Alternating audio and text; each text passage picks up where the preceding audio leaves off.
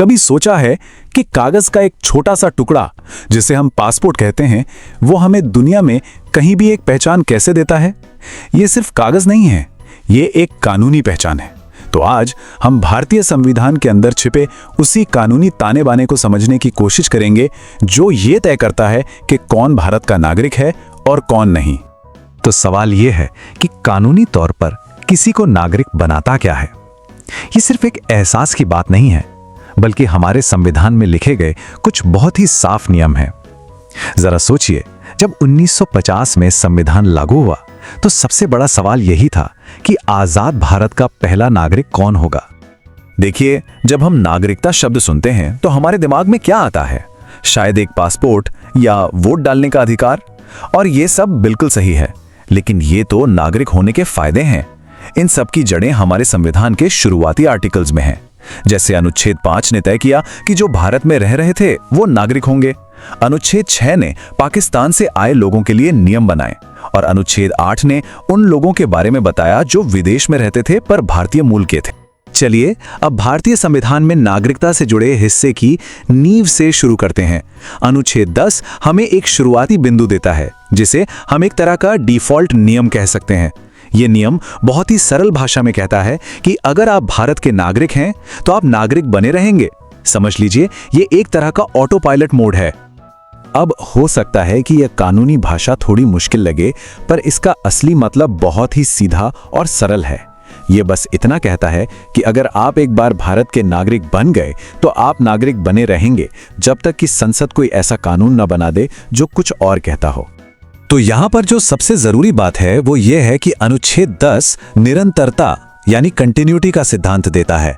आप इसे एक ऐसी सदस्यता की तरह देख सकते हैं जो अपने आप रिन्यू होती रहती है। जब तक आप खुद इसे रद्द नहीं करते, आप सदस्य बने रहते हैं। और ये कोई मामूली सदस्यता नहीं है, बल्कि ये एक आजीवन सदस्यता है। ये एक बहुत ही मजबूत भरोसा है जो हमारा संविधान हमें देता है कि एक बार आप इस क्लब में शामिल हो गए तो आप हमेशा के लिए इसका हिस्सा हैं। लेकिन हर नियम का एक अपवाद होता है ना? क्या होता है जब कोई व्यक्ति अपनी मर्जी से किसी दूसरे देश का नागरिक बनने का फैसला करता है? बस यहीं पर कहानी में एक मोड़ आता है और सामने आता है अनुच्छेद 9।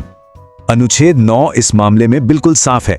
यह कहता है कि अगर कोई जानबूझकर किसी दूसरे देश की नागरिकता ले लेता है तो वो भारत का नागरिक नहीं रह सकता। यहां पर जो सबसे जरूरी शब्द है उस पर ध्यान दीजिए, स्वेच्छा से। स्वेच्छा से अर्जन, इसका मतलब है कि किसी ने दूसरे देश की नागरिकता के लिए बाकायदा अप्लाई किया, पूरी प्रक्रिया का पालन किया और उसे स्वीकार कर लिया। यह कोई ऐसी चीज नहीं है जो गलती से हो जाए, बल्कि ये एक सोचा समझा फैसला है। तो जैसा कि यहां दिख रहा है, भारतीय संविधान के तहत कोई एक ही समय में दो नावों पर सवार नहीं हो सकता।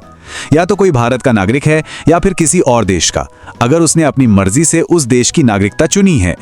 अच्छा, वापस चलते हैं अनुच्छेद 10 पर। इसमें एक छोटा सा हिस्सा है जिस पर अक्सर लोगों का ध्यान नहीं जाता, लेकिन सच कहूं तो वही नागरिकता की पूरी कहानी को बदल देता है और इसे भविष्य के लिए तैयार करता है।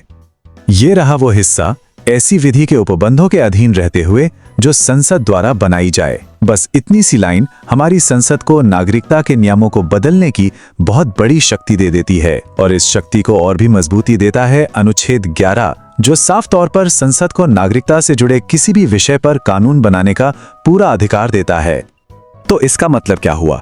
मतलब ये कि संविधान ने नागरिकता की नींव तो रख दी, लेकिन उसने अनुच्छेद 10 और 11 के जरिए संसद को भविष्य में इस पर और मजबूत इमारत बनाने, इसे बदलने और इसमें सुधार करने की चाबियां भी दे दी। यह नागरिकता को एक ऐसी अवधारणा बनाता है जो समय के साथ बदल सकती है। तो आखिर यह सब आज भी इतना मायने क्यों रखता है?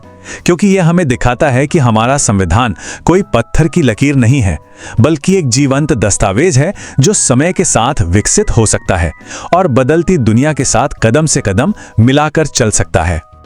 तो चलिए सब कुछ एक साथ जोड़कर देखते हैं। 3 खास बातें जो हमने सीखी।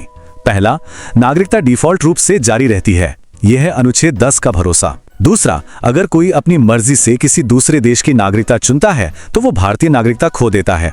यह है अनुच्छेद 9 की शर्त। और तीसरा, संसद के पास नागरिकता पर नए कानून बनाने और पुराने नियमों को बदलने की पूरी शक्ति है। यह है अनुच्छेद 10 और 11 की दूरदर्शिता। ये एक शानदार संतुलन है ना। 1949 में बनाए गए इन अनुच्छेदों ने एक ऐसा ढांचा तैयार किया जो हमें स्थिरता देता है, लेकिन साथ ही भविष्य की चुनौतियों का सामना करने के लिए बदलने की आजादी भी देता है। और यही बात हमें एक बहुत बड़े सवाल पर लाकर छोड़ देती है कि 70 साल से भी पुराना एक सिद्धांत आज के इस तेजी से बदलते हुए वैश्विक माहौल में 1 अरब से ज्यादा लोगों की पहचान को कैसे परिभाषित करता है। ये एक ऐसा सवाल है जो इन संवैधानिक सिद्धांतों को आज भी उतना ही जरूरी बनाता है जितना कि वो तब थे।